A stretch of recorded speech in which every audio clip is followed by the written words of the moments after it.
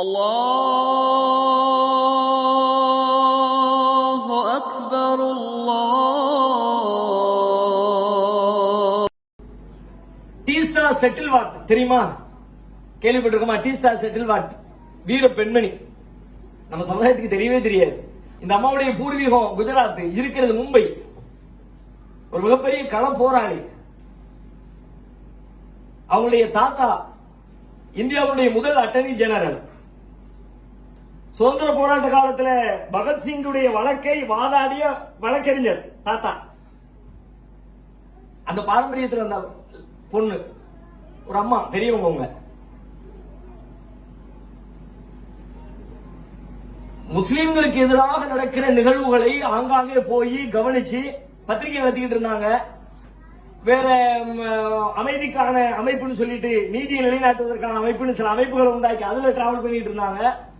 இது மாதிரி பல பயணங்கள் போய்கிட்டே இருக்கும் பொழுது இந்த நாட்டில் முஸ்லிம்களுக்கு எதிராக ஒரு பெரும் சூழ்ச்சி வேலை பின்னப்படுகிறது அப்படிங்கறத ஆங்காங்கே சுதாரிச்சு யோசிச்சு அதை கட்டுரைகளாக மக்கள் மத்தியில் கொண்டு போய் சேர்த்தாங்க. பல நாட்களா, பல வருடங்களா இந்த வேலையை தொடர்ந்து பண்ணிக்கிட்டே இருந்தாங்க. பல ஊர்களில் எச்சரிக்கை பண்ணினாங்க. இன்னும் சில காலத்துல இந்த இடத்துல பெரிய கலவரம் வரப்போகுது, முஸ்லிம்களுக்கு எதிரான கலவரத்தை நிகழ்த்த திட்டமிடப்பட்டிருக்கு அவங்க அறிவிப்பு செஞ்சாங்க. அவங்க செஞ்ச மாதிரியே சில மாதங்களுக்கு பின்னாடி பல கலவரங்கள் வந்துச்சு. குறிப்பாக குஜராத் 2002 முஸ்லிம்களுடைய நினைவுகளில் இருந்து மறக்கவே முடியாத பெரும் பேரிழப்பு. 3000 முஸ்லிம்களை பலி கொடுத்த நிகழ்வு. அதுவும் ஒன்றுமே இல்லாத பொய் காரணம் சொல்லப்பட்டு அப்படிப்பட்ட ஒரு பெரும் துக்கம். அந்த துக்கத்தை குறித்தும் அதற்கு பிப்ரவரி மாசம் கடைசியில 2002 கலவரம் நடக்குது. 2001 டிசம்பர்ல நம்ம கட்டுரை எழுதுறாங்க. குஜராத்தில் ஒரு பெரும் சதி திட்டமிடப்பட்டுக் கொண்டிருக்கிறது முஸ்லிம்களுக்கு எதிராக. கரெக்டா 2 மாசத்துக்கு முன்னாடி சொல்லி 2 மாசம் ஆகல. அந்த அம்மா வேதனை தாங்க முடியாம இதுக்கு ஏதாவது என்னமாவது பண்ணணுமே, குறைஞ்சபட்சம் நடக்கிறது நடந்துருச்சு. கலவர காலத்திலேயே அவங்க உள்ள இறங்கிட்டாங்க. எல்லாத்தையும் ஆவணப்படுத்தணும். குறைஞ்சபட்சம் குற்றவாளிகளுக்கு தண்டனைகளை பெற்றுத் தருவதிலாவது அவர்களுக்கான ஆறுதலை பெற்றுத் தரணும்னு சொல்லிவிட்டு 2002 இருந்து 2023 எத்தனை வருஷம் ஆச்சு?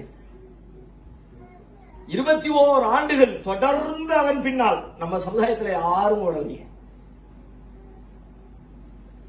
1400 வழக்குகள்.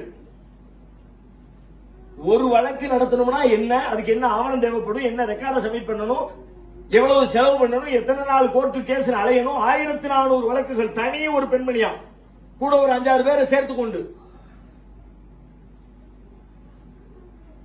10,000த்திற்கும் மேற்பட்ட சாட்சிகள், ஆதாரங்கள், வீடியோ, ஆடியோ, பேப்பர், 10,000த்துக்கும் மேற்பட்ட சாட்சிகள் அவங்க கோர்ட்ல சப்மிட் பண்ணது. 1-2 இல்ல, நினைக்க பிரமிப்பு.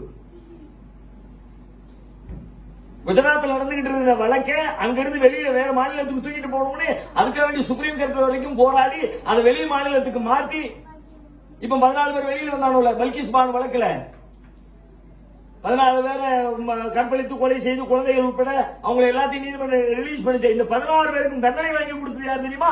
Teesta settle what. அந்த அம்மாவுடைய தியாகத்தை சொல்லவே இல்லை நம்ம சமூகத்துக்காக. அந்த அம்மாவை சமீபத்தில் ஒரு 8-9 மாதங்களுக்கு முன்னாடி அரசு கைது செய்தது. மத்திய அரசு கைதுக்கான காரணமா நீதிபதி சொன்னது என்ன தெரியுமா? இந்த அம்மா பேசுற இந்த பேச்சினால தொடர்ந்து உலகம் முழுக்க இதை பத்தி நினைவுபடுத்திக்கிட்டே இருக்குது.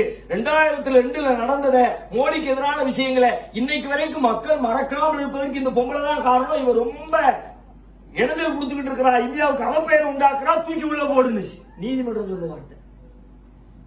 இத்தனை ஆண்டுகளாக போராடுகிற போராளின்னு பட்டம் கொடுத்து கௌரவிச்சு பெரிய தியாகி, உன்ன மாதிரி நீதிக்காக களமாடுகிற மக்கள் வேண்டும் என்று சொல்ல வேண்டிய நீதிமன்றம் மோடிக்கு ஆதரவாக, மோடியை காப்பாற்றுவதற்காக இத்தனை வருஷம் வரைக்கும் 2002 பேசப்படுதுன்னா அதன் பின்னணியில் இந்த அம்மாவுடைய எழுத்து, தியாகம், போராட்டம் எல்லாமே இருக்கு. 6 மாத காலம் சிறை. எந்த முஸ்லிம் அமைப்புகளும் ஒரு வார்த்தை குரல் கொடுக்கலைங்க.